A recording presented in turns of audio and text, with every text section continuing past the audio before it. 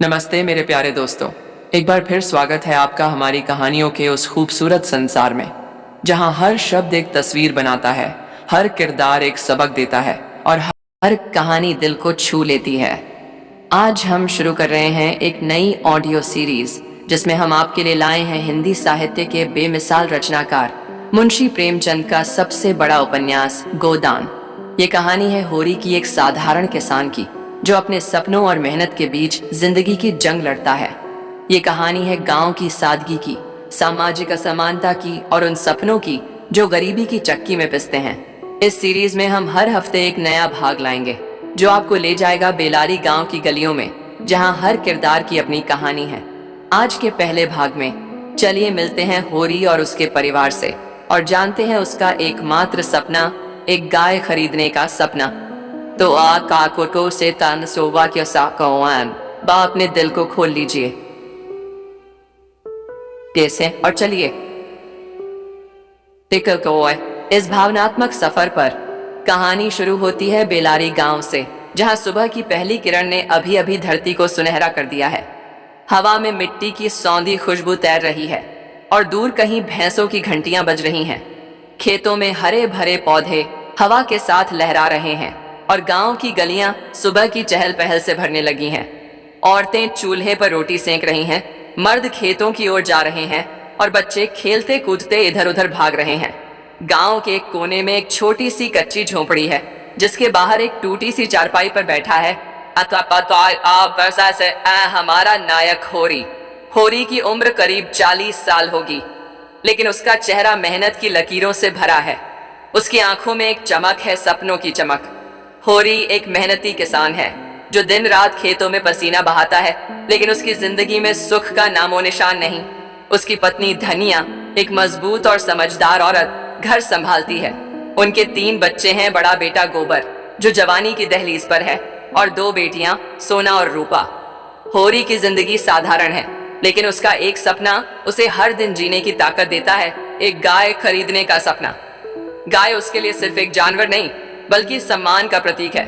वो सोचता है, अगर मेरे पास एक गाय होगी तो मेरा घर दूध दही से भर जाएगा, गांव वाले मुझसे जलेंगे और मेरा सिर ऊंचा होगा। लेकिन यह सपना आसान नहीं। होरी के पास न तो पैसे हैं, न ही जमीन की मालिकी। उसकी छोटी सी जमीन पर गांव के जमींदार राय साहब का कब्जा है और हर साल कर्ज का बोझ बढ़ता जा रहा है। क्या सुबह आपका इस्लाह के सुबह होरी और धनिया खेतों में काम कर रहे हैं। सूरज सिर पर चढ़ रहा है और पसीने से होरी की कमीज भीग चुकी है। धनिया एक पुराने साड़ी में लिपटी गेहूं की फसल को बटोर रही है। वो होरी से कहती है, होरी, ये गाय का सपना छोड़ दो। हमारी हालत ऐसी नहीं कि ये सपना पूरा हो सके। पहले ही साहूकार का कर्ज सिर पर हाथ है और बच्चों की जिंदगी संवारनी है। होरी हंसकर जवाब देता है, धनिया, सपने देखने में क्या हर्ज है। एक दिन हमारी गाय होगी और हमारा आंगन दूध की धारा से भर जाएगा। धनिया चुप हो जाती है, बताते चाहता है, लेकिन उसके चेहरे पर चिंता की रेखाएं साफ दिखती हैं। इसी बीच होरी का बेटा गोबर खेत में आता है। गोबर जवानी की उमंग में भरा है, लेकिन गांव की रूढ़ियों से उसका मन खिन्न है। वो अपने बाप से कहता है, बाबूजी, आप हर साल मेहनत करते हैं, लेकिन हालत वही है। ये गाय का सपना छोड़कर कुछ और सोचिए। शहर में जाकर काम करूंगा तो हमारी जिंदगी बदल जाएगी।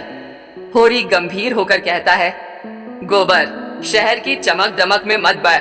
हम किसान हैं, हमारी जिंदगी खेतों में है। एक गाय होगी तो सब ठीक हो जाएगा। गोबर चुपचाप सिर झुकाकर चला जाता है, लेकिन उसके मन में विद्रोह की चिंगारी सुलग रही है। दिन बीतते हैं और एक दिन गांव में खबर आती है कि भोला, एक पड़ोसी किसान, अपनी गाय बेचना चाहता है। भोला की गाय मशहूर है सांवली, लंबी सींग वाली,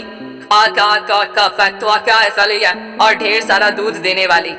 होरी की आंखें चमक उठती हैं। वो सोचता है, ये मेरा मौका है। अगर मैं भोला से गाय ले लूं तो मेरा सपना सच हो जाएगा। वो धनिया को बताता है। धनिया गुस्से में कहती है, होरी, आप क्या तुम पागल हो गए हो? हमारे पास एक पैसे की बचत नहीं और तुम गाय की बात कर रहे हो। लेकिन होरी का दिल नहीं मानता। वो कहता है, धनिया, बस एक बार कोशिश करके देखते हैं। होरी भोला के घर जाता है। भोला अपनी गाय को सहलाते हुए कहता है, होरी, ये गाय सस्ती नहीं, मुझे 50 रुपए चाहिए, 50 रुपए। होरी के लिए ये रकम एक पहाड़ जैसी है। वो सोच में डूब जाता है। उसके पास इतने पैसे नहीं हैं, लेकिन गाय का सपना उसे बेचैन कर रहा है। वो भोला से कहता है, भोला भैया थोड़ा कम कर दो, मैं मेहनत करके पैसे चुका दूंगा। भोला हंसते हुए कहता है, होरी, गाय तो बिकाऊ है, लेकिन पैसे पूरे चाहिए। सोच लो कहीं कर्ज के चक्कर में न फंस जाओ। होरी घर लौटता है और धनिया को सारी बात बताता है। धनिया गुस्से में चिल्लाती है, होरी, तुम्हारी ये जिद हमें बर्बाद कर देगी। पहले ही साहूकार का कर्ज सिर पर है और तुम नया कर्ज लेने की सोच रहे हो। होरी चुपचाप सिर झुकाए सुनता है, लेकिन उसका मन कहता है कि उसे कोशिश करनी चाहिए। वो गांव के साहूकार दाता दीन के पास जाता है। दाता दीन एक चालाक और सख्त साहूकार है जो गरीब किसानों को कर्ज देकर उनकी जिंदगी निचोड़ लेता है। होरी उससे कर्ज मांगता है। दाता दीन हंसते हुए कहता है, होरी, कर्ज तो दे दूंगा, लेकिन ब्याज चुकाने की ताकत है तुम में। अगर नहीं चुका पाया तो तुम्हारी जमीन मेरे नाम हो जाएगी। होरी चुपचाप सिर झुकाए हाँ कह देता है। उसे पता है कि यह कर्ज उसकी जिंदगी को और मुश्किल बना देगा, लेकिन गाय का सपना उसे हिम्मत देता है। होरी 50 रुपए लेकर भोला के पास जाता है और गाय खरीद लेता है। वो गाय को लेकर घर लौटता है और उसकी आंखों में खुशी के आंसू हैं। धनिया गाय को देखती है और एक पल के लिए उसका गुस्सा पिघल जाता है। वो गाय को सहलाते हुए कहती है, होरी, ये गाय सच में सुंदर है, रात का आँख है, लेकिन कर्ज का क्या होगा। होरी मुस्कुराकर कहता है, धनिया, अब सब ठीक हो जाएगा, ये गाय हमारी जिंदगी बदल देगी। लेकिन धनिया के मन में एक डर बैठ गया है, क्या ये गाय सच में उनकी जिंदगी बदलेगी या ये कर्ज उन्हें और गहरे दलदल में धकेल देगा। तो दोस्तों, ये था हमारी सीरीज गोदान का पहला भाग, होरी का सपना। एक साधारण किसान का सपना जो उसे जिंदगी की कठिन राहों पर चलने की हिम्मत देता है। लेकिन क्या यह सपना उसकी जिंदगी को रोशन करेगा या उसे और अंधेरे में धकेल देगा। प्रेमचंद की कलम की यही खूबी है, वो साधारण किरदारों में असाधारण सवाल छुपा देते हैं। अगले भाग में हम जानेंगे कि होरी की गाय उसके लिए क्या लाती है, खुशी या और मुसीबतें। क्या धनिया का डर सच साबित होगा और क्या गोबर अपने बाप के सपनों को समझ पाएगा। जानने के लिए हाथ है, हमारे साथ बने रहिए। अगर आपको ये कहानी पसंद आई तो लाइक करें, अपने दोस्तों और परिवार के साथ शेयर करें और हमारे चैनल को सब्सक्राइब करना न भूलें।